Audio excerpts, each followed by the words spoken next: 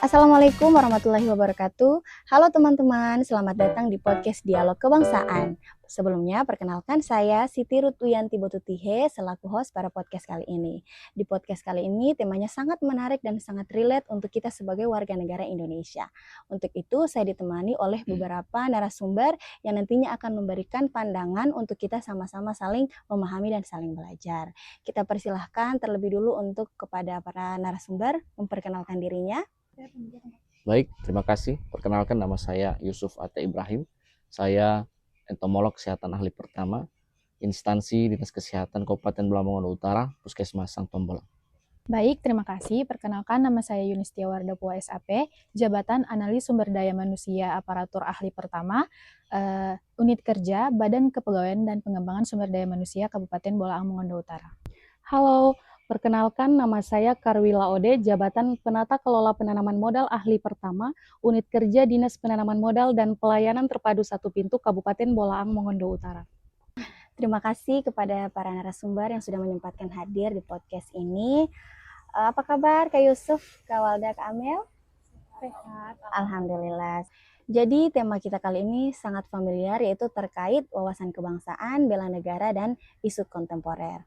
Mungkin kita mulai dari definisi dulu. Kira-kira apa sih wawasan kebangsaan itu, Kak Walda? Baik Kak Wiwi, jadi wawasan kebangsaan menurut saya merupakan cara pandang kita sebagai bangsa Indonesia yang berlandaskan Pancasila dan Undang-Undang Dasar 1945. Nah, sebagai ASN, ini berarti kita tidak hanya bekerja, melainkan juga menjaga persatuan, keadilan, dan mementingkan kepentingan negara daripada kepentingan pribadi maupun golongan. Oh iya, berarti wawasan kebangsaan ini tidak hanya sekedar materi ya, tapi harus diterapkan dalam kehidupan sehari-hari. Berarti memang sangat penting ya, Kak Walda, wawasan kebangsaan itu. Iya Kak Wiwi, penting sekali apalagi dalam pelaksanaan tugas sebagai aparatur sipil negara. Karena pada dasarnya kita sebagai aparatur sipil negara merupakan perwujudan daripada pelayan publik itu sendiri. Nah, sekarang kita hidup di negara yang mempunyai beragam suku, agama, ras, budaya, dan bahasa. Dengan adanya wawasan kebangsaan, kita diharapkan mampu bersikap adil, netral, dan profesional. Apalagi di era digital seperti saat ini, di mana berita itu menyebar dengan sangat cepat dan kebanyakan dari berita-berita tersebut mengandung unsur hoaks atau provokasi yang dapat memecah belah bangsa. Nah, kira-kira seperti apa implementasi wawasan kebangsaan ini khususnya untuk kita sebagai ASN? Ya, untuk implementasinya sendiri dalam kehidupan sehari-hari kita sebagai ASN, yaitu dengan memberikan pelayanan yang tidak bersifat diskriminatif dan transparan serta akuntabel. Misalnya dalam pelayanan kesehatan atau administrasi, harusnya kita lebih mengedepankan urusan dari masyarakat daripada mengedepankan urusan kita sebagai ASN, karena pada dasarnya seluruh masyarakat itu mempunyai hak yang sama untuk diberikan pelayanan yang baik. Kurang lebih seperti itu. Oh iya, baik. Tapi kalau misalkan kita bertujuan untuk menjaga wawasan kebangsaan ini, tentu saja ada tantangannya kan Kak Walda. Kira-kira apa saja tantangannya, dan kalau ada itu solusinya seperti apa? Nah, untuk tantangannya sendiri saat ini yaitu polarisasi dan penyebaran berita hoaks. Adapun solusinya, kita sebagai ASN harusnya diharapkan mampu meningkatkan literasi digital serta menjaga netralitas kita sebagai ASN berdasarkan nilai loyal dalam ASN berakhlak. Oh iya, berarti bisa dibilang wawasan kebangsaan ini membentuk kesadaran berbangsa yang memicu rasa cinta tanah air atau bela negara. Jadi kalau kita membahas terkait wawasan kebangsaan, itu tidak akan terlepas dari sikap bela negara. Bukan begitu, Kak Amel? Betul sekali Kak Wiwi. Jadi di sini saya ingin menjelaskan sedikit terkait dengan definisi nilai-nilai bela negara. Nah, umumnya orang itu berpikir bahwa bela negara itu angkat senjata ataupun ikut perang. Padahal bela negara sendiri lebih luas daripada itu. Singkatnya, bela negara itu merupakan sikap, tekad maupun perilaku kita sebagai warga negara yang didasari oleh rasa cinta tanah air, kemudian juga Pancasila dan Undang-Undang Dasar 1945 yang menjamin kita sebagai warga negara dalam berkehidupan, kemudian melindungi kita dari berbagai ancaman. Mungkin itu sedikit definisi daripada nilai-nilai bela negara, Kak Wiwi. Ya, tadi sudah dijelaskan terkait nilai bela negara ya. Saya akan bertanya lagi terkait nilai yang mendasar dari bela negara ini ada apa saja sih, Kak Amel? Ya, jadi Kak Wiwi untuk nilai-nilai dasar bela negara itu ada 5. Yang pertama ada cinta tanah air, kemudian yang kedua sadar berbangsa dan bernegara. Ketiga ada setia dan taat pada Pancasila sebagai ideologi negara.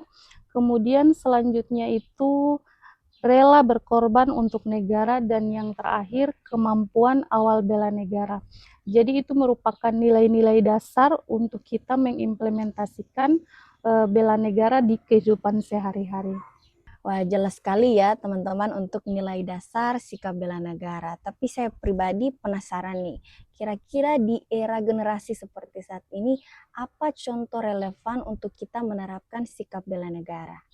Ya, jadi Kak Wiwi, untuk contoh sikap yang relevan dengan kehidupan kita saat ini, yaitu yang pertama, cinta tanah air. Misalnya, membersihkan pekarangan rumah dan juga menjaga seluruh wilayah Indonesia. Nah, contoh lainnya daripada sikap cinta tanah air, misalnya ketika kita berlibur di pantai ataupun di laut, kita sebagai warga negara itu wajib menjaga lingkungan yang ada sebagai bentuk rasa cinta kita kepada negara Indonesia. Kemudian yang kedua, contoh sikap rela berkorban untuk negara Indonesia, misalnya saling membantu sesama warga negara. Kemudian untuk sikap kemampuan awal bela negara, misalnya kita gemar berolahraga dan juga menjaga kesehatan. Nah, ketika kita bisa menjaga kesehatan dan juga gemar berolahraga, itu bisa menjadi modal penting untuk kita menjalankan kemampuan awal bela negara tersebut. Jadi kira-kira seperti itu sikap nilai-nilai bela negara yang bisa kita implementasikan kepada kehidupan sehari-hari. Nah, teman-teman sudah disimakkan tadi terkait sikap bela negara yang bisa kita terapkan dalam kehidupan sehari-hari. Jadi tidak ada alasan lagi untuk kita tidak menerapkannya. Nah, dalam menjalankan atau menerapkan wawasan kebangsaan dan nilai-nilai untuk sikap bela negara itu tentu kita akan dihadapkan oleh beberapa tantangan. Ada yang kita kenal dengan namanya isu, yaitu isu kontemporer. Mungkin bisa dijelaskan oleh Kak Yusuf. Oke, baik. Terkait dengan isu-isu kontemporer, terlebih dahulu kita harus tahu dulu apa itu isu kontemporer. Isu kontemporer itu adalah sebuah peristiwa, aktivitas yang dilakukan oleh masyarakat, baik itu masyarakat yang di bawah maupun pejabat-pejabat, baik itu pejabat tinggi sampai pejabat pemerintah daerah. Tidak terkecuali dengan kita sebagai aparatur sipil negara. Tetapi aktivitas-aktivitas yang dimaksud dalam isu kontemporer ini adalah isu-isu yang berdampak negatif untuk kita dan juga bangsa Indonesia.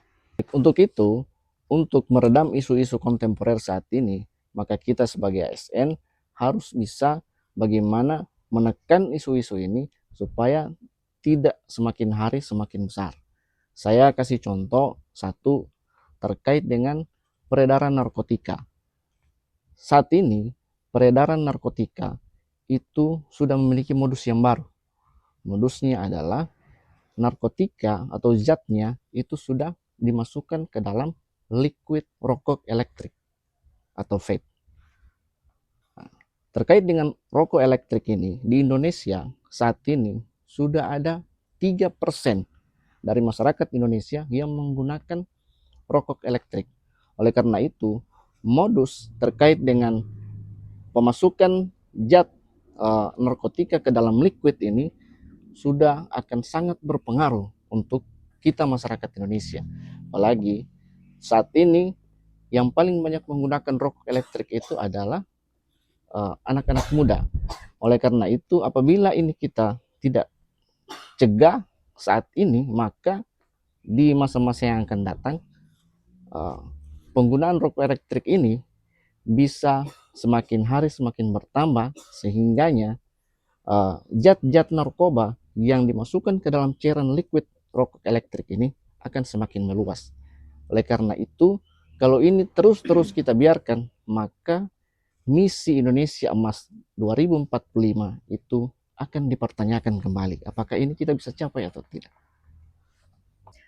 Nah, itu tadi penjelasan terkait isu kontemporer. Nah, yang saya ingin tanyakan lagi, kira-kira kita khususnya sebagai ASN, cara menghadapi atau penyelesaian jika adanya isu-isu kontemporer ini seperti apa? Ya, baik. Seperti apa yang saya sampaikan tadi, bahwa salah satu contoh isu kontemporer itu adalah terkait dengan peredaran narkotika melalui liquid daripada rokok elektrik. Oleh karena itu, kita sebagai ASN, cara pencegahan kita untuk tidak terkontaminasi dengan liquid rokok elektrik ini yang mengandung zat narkoba, maka yang pertama yang harus kita lakukan adalah tidak menggunakan rokok elektrik.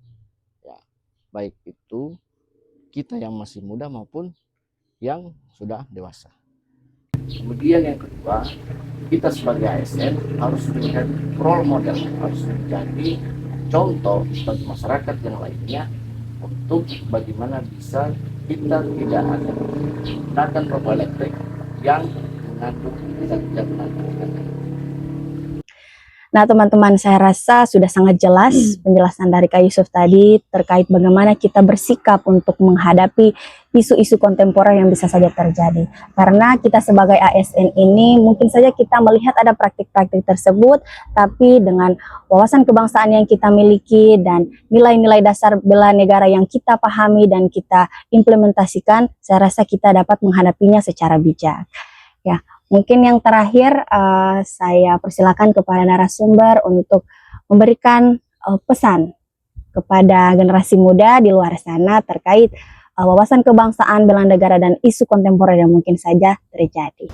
Baik, singkat saja pesan dari saya setelah mempelajari wawasan kebangsaan ini, harapannya seluruh generasi muda dapat memahami serta mengimplementasikan ke dalam kehidupan sehari-hari bahwa wawasan kebangsaan itu penting, apalagi kita sebagai aparatur sipil negara. Harapannya kita dapat menjaga netralitas, profesional, dan berintegritas sebagai wujud dari cinta tanah air Indonesia. Kurang lebih seperti itu kali. Baik, pesan dan harapan saya setelah kita mempelajari terkait dengan nilai-nilai bela negara, kita mampu memahami 5 dasar daripada nilai bela negara itu sendiri agar kita bisa mengimplementasikan ke dalam kehidupan kita sehari-hari, khususnya sebagai aparatur sipil negara. Baik, terakhir dari saya, pesan terkait dengan isu-isu kontemporer saat ini, pertama yang harus kita lakukan adalah meredam semua apa yang menjadi isu saat ini, termasuk isu narkoba yang saya sampaikan tadi. Jadi yang paling utama yang kita harus lakukan adalah tidak menggunakan narkotika untuk menuju Indonesia Emas 2045. Ya, itulah pesan-pesan dari narasumber kita yang mungkin bisa menjadi pelajaran untuk kita semua.